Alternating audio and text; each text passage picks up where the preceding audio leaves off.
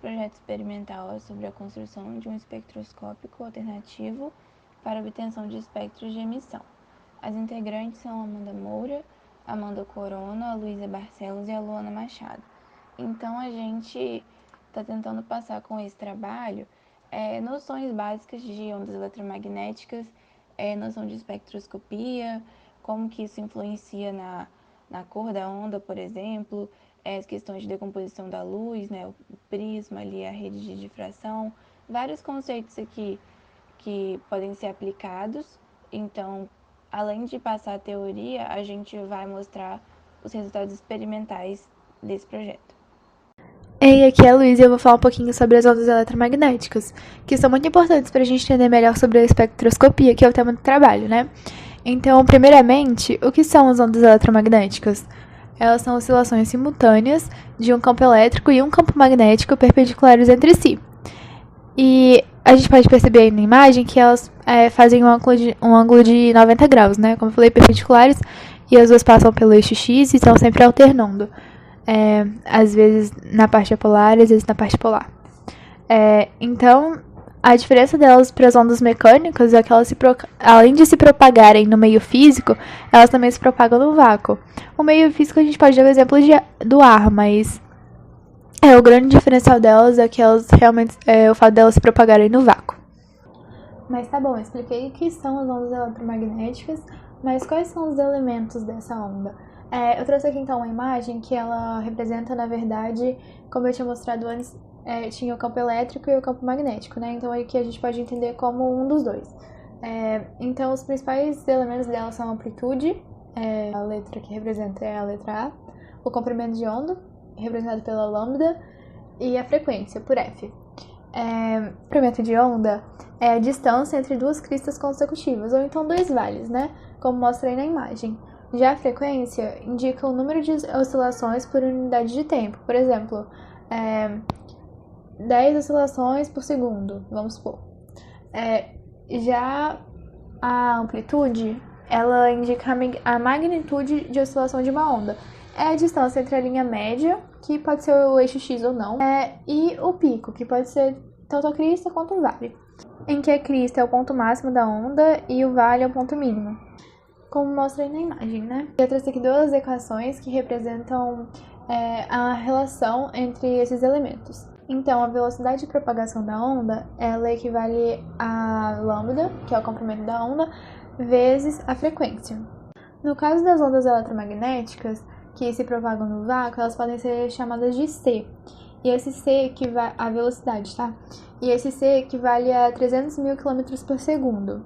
A velocidade da onda quando se propaga no ar é bem parecida. E aí, por meio dessa equação, a gente entende que a velocidade é constante no caso das ondas eletromagnéticas, e a lambda, quanto maior for o comprimento da onda, maior é a frequência. Ou seja, essas grandezas são inversamente proporcionais. E a outra equação que eu trouxe aqui é de energia, que fala que a energia é igual à constante de Planck vezes a frequência. E nesse sentido, a frequência e a energia são diretamente proporcionais. Já a constante de Planck e a frequência são inversamente proporcionais. A constante de Planck ela tem um valor fixo e equivale a 6,63 vezes 10 a menos 34 joules por segundo. Então, resumidamente, quanto maior for a frequência da onda, maior será a energia associada à onda. Eu trouxe aqui alguns exemplos de ondas eletromagnéticas. Então, nós temos aqui o raio-x, a luz ultravioleta, a luz visível, as ondas rádio e as micro-ondas, entre outras que existem, né? As ondas rádio, elas são as que apresentam a menor frequência, sendo assim, elas têm o maior comprimento de onda, e são muito usadas para transmissão do sinal de televisão, rádio, celular, por exemplo, diferente dos raios-x, que eles têm a frequência maior, então eles têm um comprimento de onda muito pequeno, por isso eles conseguem atravessar diversos tipos de tecido, por esse motivo eles são usados muito em exames de imagem, como radiografia e tomografia, né? Eu vou falar sobre a relação entre frequência, energia e cor associados à onda. Vamos começar explicando sobre a espectroscopia, que ela vai ser a base para a gente entender todo o resto. Então, a espectroscopia ela consiste no estudo da luz através de suas cores, que aparecem quando a luz passa através de um prisma ou de uma rede de difração. Teoricamente falando, em 1814, o alemão Joseph Fraunhofer ele observou mais de 600 linhas escuras ao analisar o espectro solar. Isso acontece por causa da absorção de determinadas cores por gases entre o Sol e a Terra. Essas linhas a gente vai chamar ela de linhas de absorção e esse estudo dele foi muito importante porque posteriormente foi possível descobrir que cada elemento químico possui um espectro de emissão único.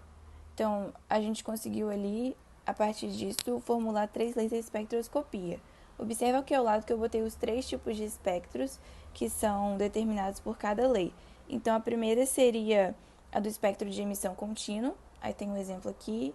A segunda do espectro de emissão direto e a terceira do espectro de absorção. Tá, vamos começar falando sobre a frequência. Essa série de espectros que eu mostrei aqui ao lado, ela pode ser relacionada com a frequência das ondas a partir dessa equação aqui. Nessa equação F seria a frequência, RH é uma constante, C é a velocidade da luz e P e Q são os níveis de energia de cada átomo. Então, como cada átomo tem um espectro específico, você tem que botar aqui no P e no Q o nível de energia determinado daquele átomo. Energeticamente falando, a energia de uma onda eletromagnética ela está distribuída entre os campos elétrico e magnético. Então, ao se propagar, ela oscila entre a energia do campo elétrico e a do mecânico. Para a gente poder calcular ela, é importante igualar essa energia ao produto entre sua frequência e a constante de Planck. Então, eu botei aqui, E igual a H vezes F. Ou seja, isso mostra para a gente que quanto maior a frequência, maior vai ser a energia contida naquela onda. Sobre as cores. As cores que a gente enxerga são os comprimentos de onda identificados no espectro visível. Eu acho que é importante a gente falar disso porque a gente pode ter uma noção muito errada de que a gente vê todas as cores que existem, a gente enxerga tudo, mas não é assim. A gente tem. É como se tivesse uma limitante ali. A gente consegue ver o que está no nosso espectro visível. Né? Visível, até o próprio nome já diz. E sendo cada cor referente a um comprimento de onda específico. Então, cada cor vai ser determinada por um tipo de comprimento de onda. O nosso espectro visível, ele se inicia no vermelho, que é a menor faixa de energia, com um comprimento de onda de aproximadamente 740 nanômetros. O espectro eletromagnético é a distribuição, o intervalo das ondas a partir de valores de comprimento de onda e da frequência das radiações. E essa distribuição, ela pode ser das ondas visíveis e não visíveis. As regiões não visíveis são compostas pela radiação que é maior do que a da luz vermelha ou menor do que a da luz violeta. Nos casos das radiações menor que a luz vermelha, se tem as ondas de rádio, as microondas e o infravermelho. Essas ondas vão ter um maior comprimento e uma menor frequência e energia. Já as ondas superiores à ultravioleta vai ter um menor comprimento, uma maior frequência e uma maior energia, que é o caso da radiação ultravioleta, raio-x, raio gama e raio cósmico, que não apareceu porque eu não encontrei um que apresentasse. Esse tipo de raio, ele também tem uma maior penetração, como podendo no raio-x alcançar os tecidos ou no próprio raio cósmico, que ele atravessa todo o universo. Falando agora um pouquinho do espectro eletromagnético visível, quando eu apresentar de 400 nanômetros a 700 nanômetros, vai ser a região que nós conseguimos ver.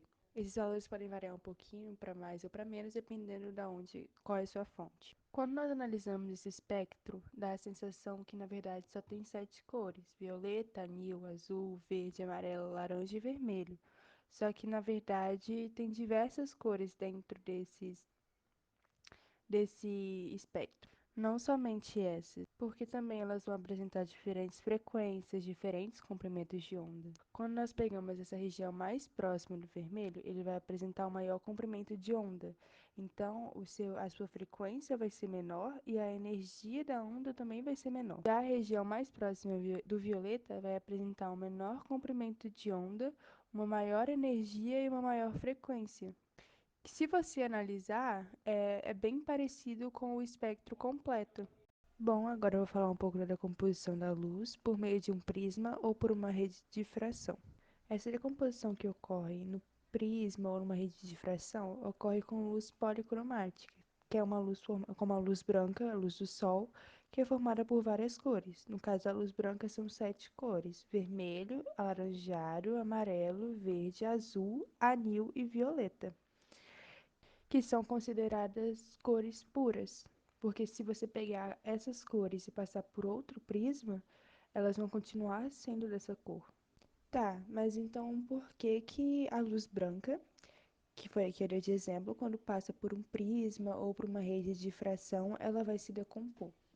Isso vai acontecer porque a luz ela vai entrar em um novo meio de propagação.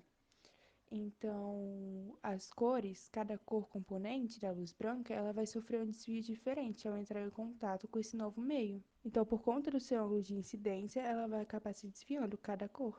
Isso vai acontecer porque, por exemplo, a luz violeta, ela vai sofrer um desvio angular maior do que a luz vermelha, porque para essa componente da luz, o índice de refração é maior.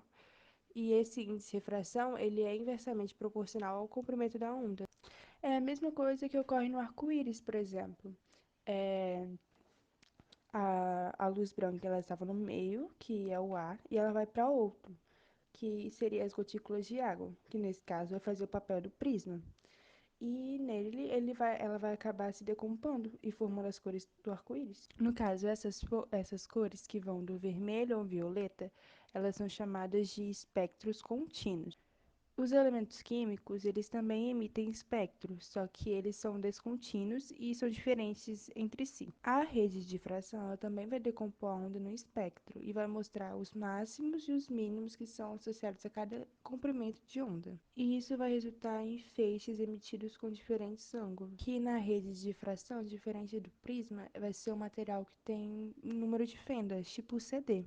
Essas fendas são linhas muito próximas e paralelas uma das outras. E as ondas, ao passarem por cada fenda, vai produzir um padrão de interferência. Nas regiões que elas vão interferir construtivamente, as franjas vão ser claras.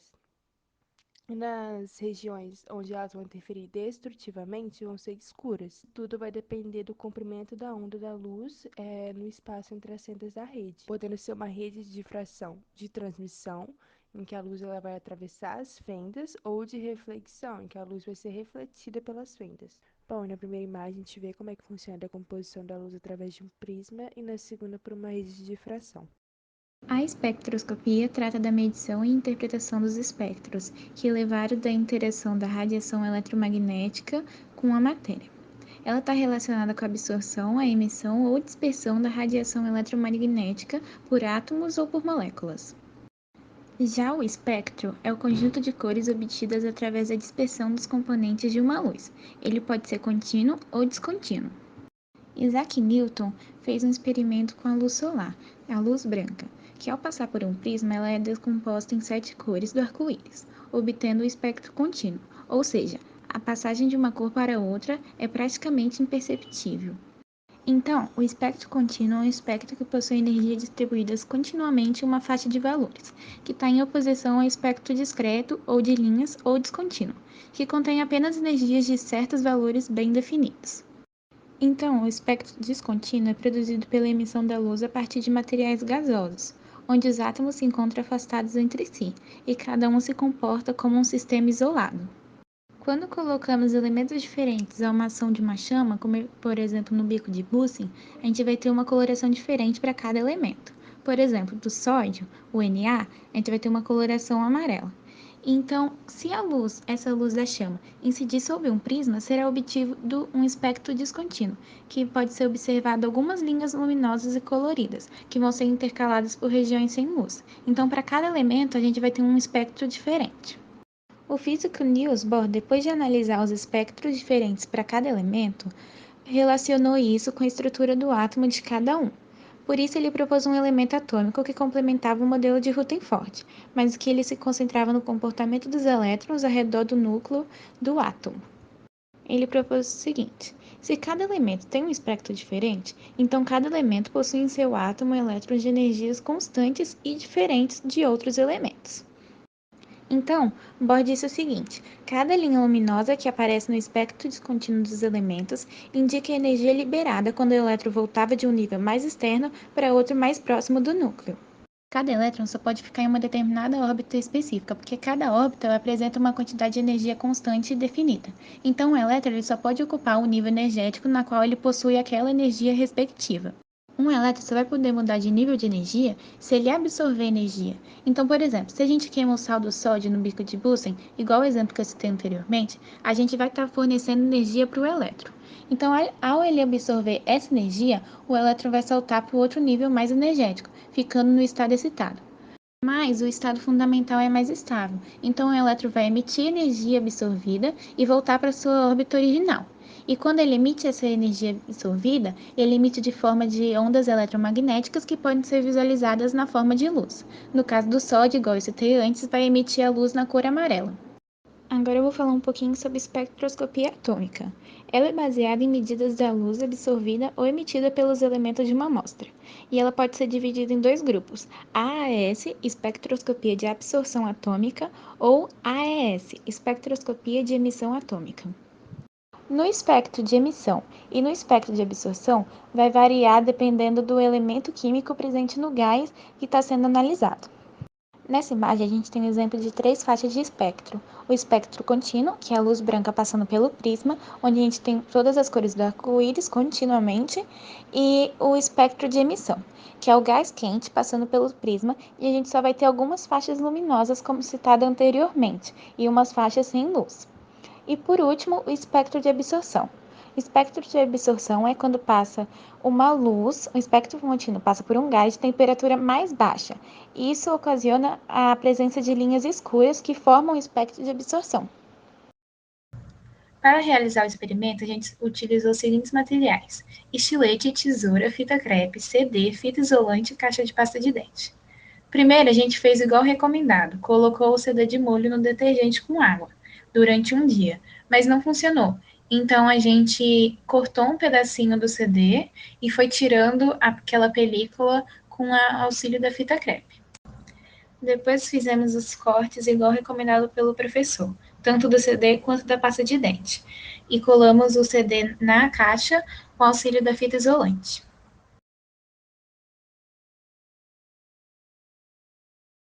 Com tudo pronto, a gente foi analisar as luzes. A gente percebeu que na luz do sol e na luz de LED, o espectro fica contínuo. Isso é, fica uma faixa contínua de luz formando as cores do arco-íris. Isso acontece porque a luz do sol e a luz de LED seria a luz branca, e o CD seria o prisma. Então, ao passar a luz branca pelo prisma, a gente observa que fica um espectro contínuo igual apresentado no trabalho. Com o espectro descontínuo, a gente achou a lâmpada incandescente, a lâmpada de vapor de sódio, que é a iluminação pública amarelada, e o holofote, que é a lâmpada de vapor de mercúrio. E a gente percebe que é descontínuo porque o espectro fica com umas faixas pretas no meio da faixa de luz.